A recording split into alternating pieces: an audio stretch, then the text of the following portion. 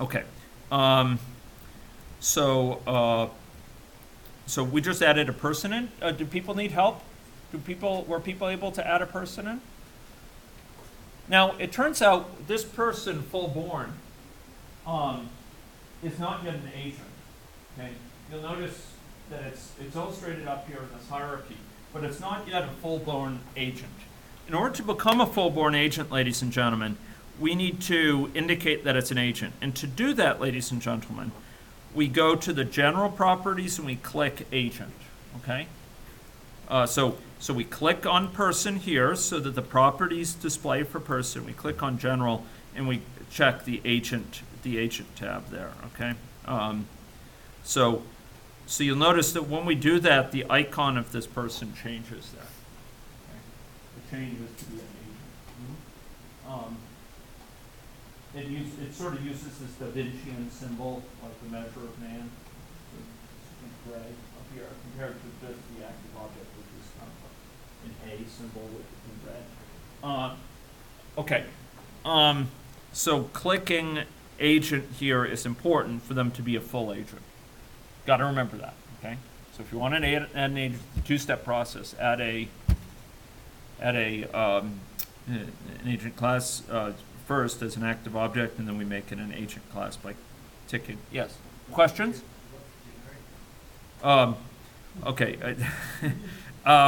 So the term there's in case you folks haven't noticed, there's a thing called jargon in the world, and computer science is a field which experiences jargon, and one of the consequences of that, certain terms that seem to mean would seem to mean certain things in the external world mean different things among computer people. Maybe some of you have noticed that.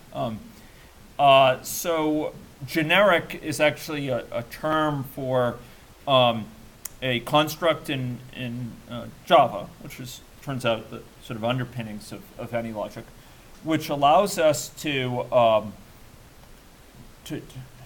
gosh, I'm trying to unpack this into lay terms. It allows us to do a type parameterization. What that means is it allows a person well,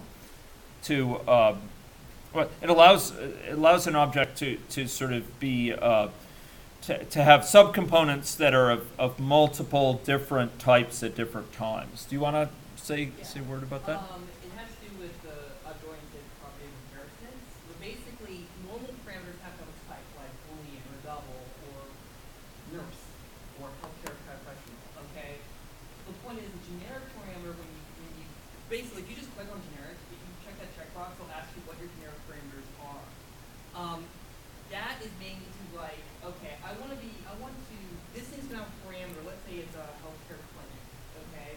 And this healthcare clinic needs to have a healthcare professional doing this task. Maybe it's data entry.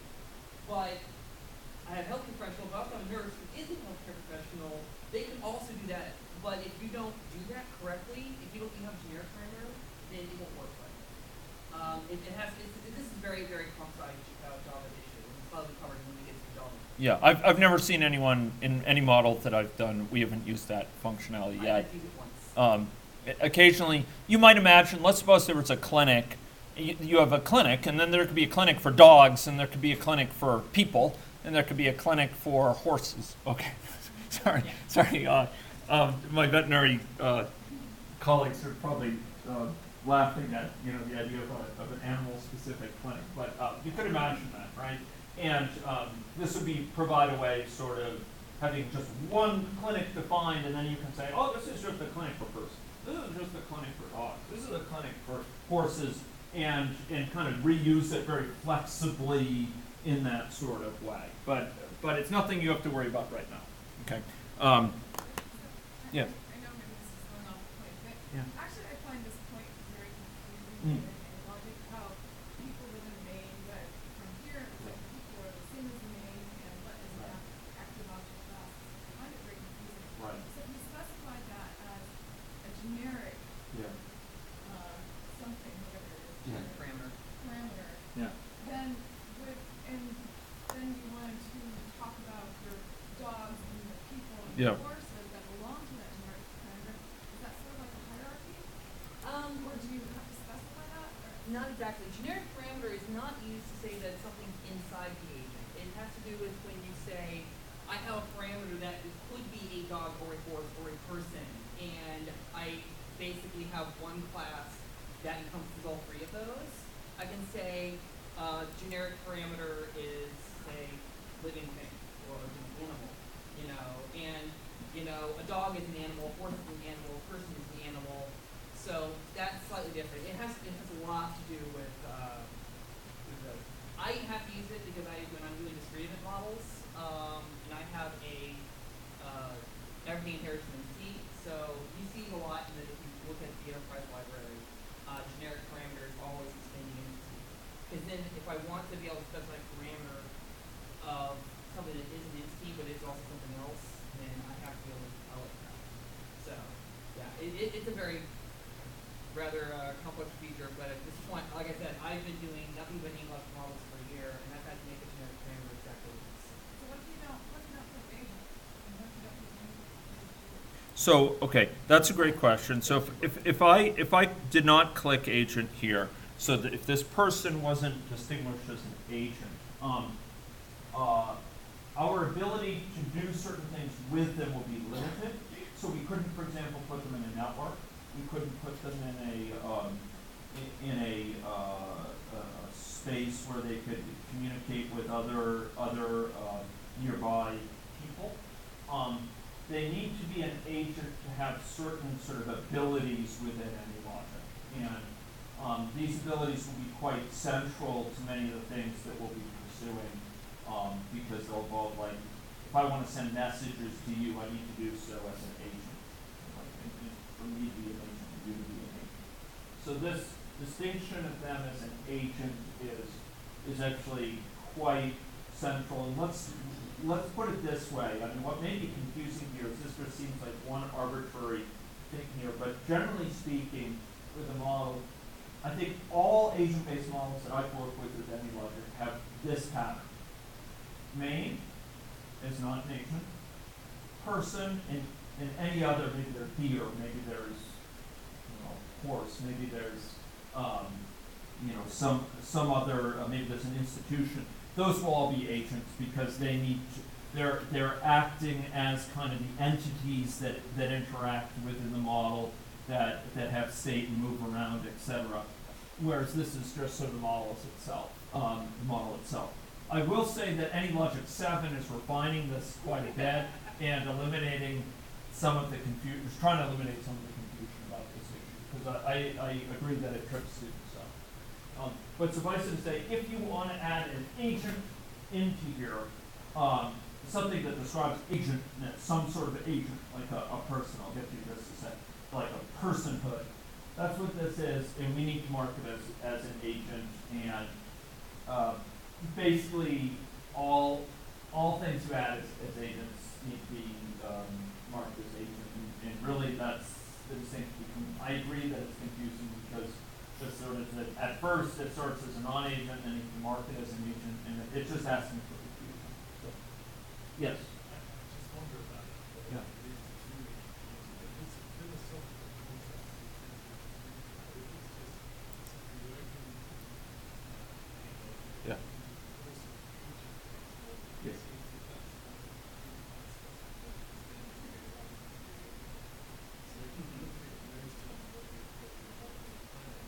Yeah. Yeah. That's right. But these would be cars. Yeah. Right. The thing that's confusing though, and I think this is what Carmel was getting at, as a real shortcoming, is that it would be nice if you could just say add agent, and add agent. In this case, it's a class describing agenthood, what it means to be an agent, what it means to be a person here. But it'd be nice if you could just say add agent and sort of instead of add active object, mark active object as an agent. It's just confusing. But there's a reason for that. That in a certain way, I know why this is. It's very easy to do it this way. But in AnyLogic 7, I think they actually have add agent. No. Well, I was also going to say that another way of doing it is on the general palette. You have agent population, that if you simply drag that onto your main, Mm. it will automatically create the agent class that you specify in the wizard for that. So I've never created a new active object class and then clicked it as an agent. I've always Mm. made agents like Mm. that, just dragging agent population onto the canvas. I think that's maybe because I've been using AnyLogic a couple years longer, and so yeah, I think this is the kind of newer way to do it. And so why don't we? You want to do that? Just to, I've actually never done it that way. So Then please, I think you'll like it. okay, sure. So I'll just add this in. So agent population, and okay, it says okay. What do I want to create? I want to create an agent class called person. I want to call the population populations, and population, and I want to add in, what is it? I think I add in 100, yeah. So I want to have the default of 100, okay. So, and then it asks me, okay, oh no, I don't want to do all these things at once. This is, Then just hit, yeah, actually go it back. would be nice. This would save several steps of what I'm going to do, but, No, you can go, if you hit back, yeah, like the back button, Yeah. you can say do not use environment. Yeah, I so see. you can create yourself as a yeah. video button. But let me, Sure. let me do it per my slides, because I don't want to go off base with respect to what people see on the slides. But that's a nice thing that would save several steps on what I'm about to do. Okay, so let's go do this though. So I'm just going back to what we just did. So I'm gonna do, so again I'm gonna just recreate that person here, active object, and we'll do person. Okay, and then we click them as an agent. Okay. So now they're an agent here, so they have that Da Vincian symbol associated with them. Now what I'd like to do is double click on person, and you'll notice there's a person canvas that opens up. This is going to describe personhood. In other words, this is going to be the place where we associate characteristics with a person. So what I'm going to do is I'm going to give them an appearance, first of all. So I'm going to give them a characteristic. I'm describing what it means to be a person. To do that, I double-clicked on person, so person is open, and now I'm going to drag from oval over to here and place it there. So how did I do that? I went down to the presentation tab here, which is, you may have to scroll down for, and I dragged from oval to this place, okay? And I don't know why it's sort of eclipsed here. Okay, and then I'd like to make it smaller, okay? I'd like to sort of shrink it down so it's still centered over this origin here. Here we go, and I'm going to shrink it. There we go. Boom. And I'm going to drag it so it's still centered over there. How did I do that? I used these kind of tabs here, and I just shrunk it down. Boom. And I dragged it around using this. TAs, prepare for deployment. Who needs help? TA help. TAs, TA in the back needed. Other TA needed? TAs? Who would like to summon a TA? TA? Where's Chen Wei Chong? Okay. Okay. Dylan, you might need. Maria's doesn't know AnyLogic as well here, so. Okay, thank you. Okay. So okay, the cavalry has arrived. Okay, who else needs a TA here? So, folks, what I did is I opened person, and then I went down to presentation. I dragged an oval up here. So I'm going to do it again for those who are trying to follow it. I dragged an oval, so I double-clicked on person, and then I dragged an oval here. Boom. And then I shrunk down the oval like this. Boom. And then I dragged that over that. Okay. So who needs help? TA help still. TA? Going once? Going twice? Okay. Oh. Okay. Okay, so now I'd like you to open up the canvas for main, that by double-clicking on main. So we're going to open up to look at main, And what I'd like to do is create a population of persons. Now, this could all be part of that process that was mentioned earlier by Scott. But what we'd like to do is to drag in from person to main, and we're going to call this population. Okay. So how did I do that? I dragged from person into main. Remember, I had to open main by clicking there, and then I dragged from person into there, and then I named it population. I'm going to rehearse that again for those who didn't see that. I drag in from here to here, and I call it population. Now, if you don't quite name it properly, you can always change its name down here, okay, down at the bottom in the properties window. Okay, so so now that we've done that, down in the properties window, we want to make it a population. We want to make it of size 100 by clicking replicated. Okay. So we click replicated and do a size of 100. Okay. So this is basically what we've done is we've created a population of persons which are going to live within the main. In other words, main is going to contain a population, and this population is made up of people, each of whose personhood is described by the person class. Your person describes personhood, and this is a population of people, each with that sort of stylized personhood. Okay, and then what I'd like to do is to, in sort of a final little component here, is to go back up to in the palette, back up to this area up at the top, and I'd like to drag in an environment. This environment is going to tell the population where they live, sort of who they're connected with and all those sorts of things. So we go up to the palette here. So who needs help here? Who needs help? So we go up to the palette, up to the top, we drag an environment again into main. Okay? And now we're going to go to the population. So we dragged in this environment. We didn't change anything about it. We go to the population and we fill in for its environment that it depends on the population. Okay? Environment depends on the environment. Excuse me. So in other words, the population has this environment as its sort of way of organizing where people live, etc. Okay.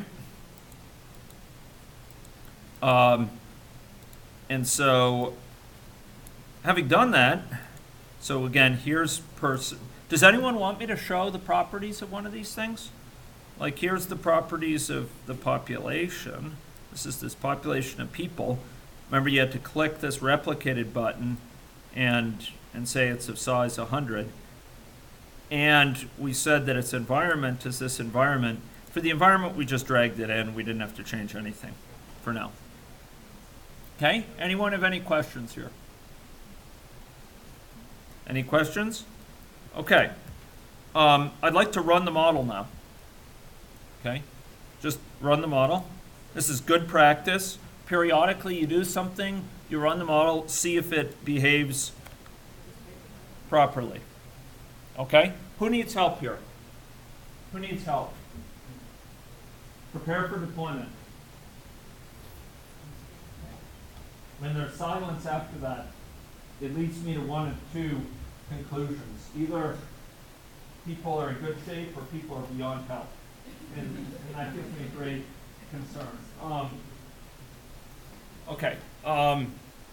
Okay, so here we go. You should run the model. You run it by right-clicking. How do we run a model? Who could tell me how to run a model? This is a way to check if we're beyond help or... how do we run a model, folks? How do I run this model? Okay, right-click on what? On main?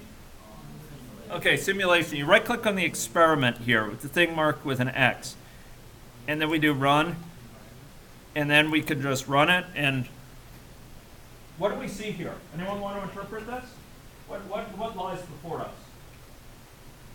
What are these black spots that lie before me? Those are people. Yeah. Those are people, and they're scattered around. And in fact, ladies and gentlemen, okay, Maria. Okay, folks, a TA is required. High priority interrupt. TA needed in the second to last. Okay. Okay. Who would like me to show us something on the screen? Does anyone want me to show you something from my model? Okay, for those who are feeling comfortable, one thing you can do is when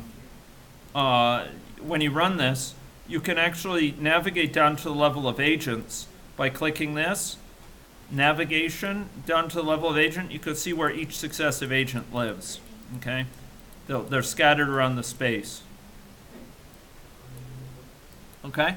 Okay. Who needs help here? Help? Sure. To navigate down to the agents. So if we run it by doing this, and we can call this up, and then you can navigate down to the agents like this. Okay. So you can navigate if you're viewing this whole model as a whole. You can select here. Like, what do I want to look at? I want to look at the population. And then I can click this to look at each successive population member. Okay? Okay, sure. Okay, folks, who else needs help? Okay. Who else needs help? There's a kind of hubbub going on, and I don't know if it's good or bad. Some people are experimenting with other clicks. Like once you get into the window, then they click on population 0. Why do I have one person? Because they're looking at me one person. Oh, yeah, yeah. So maybe I'll just highlight that thing I just mentioned. If you can run this thing, folks, and you sort of run it here, you can dive down to particular population members by, for example, navigating down. You go here when you're viewing the whole thing. You have this navigation bar. And in general, for hierarchical models, you can have it be quite deep. You could have cities and then, neighborhoods within cities and then people within those neighborhoods. Here, we'll just go down to the level of population, and then we can look at each successive population member like this by clicking and seeing where each member lives. Alternatively, we could end up sort of moving around this as a whole. And I think you can also go and sort of click and see particular population members by clicking on the population itself. That will kind of let you zoom in on the population. Okay? Okay. So let's see. I'm going to nuggetize that.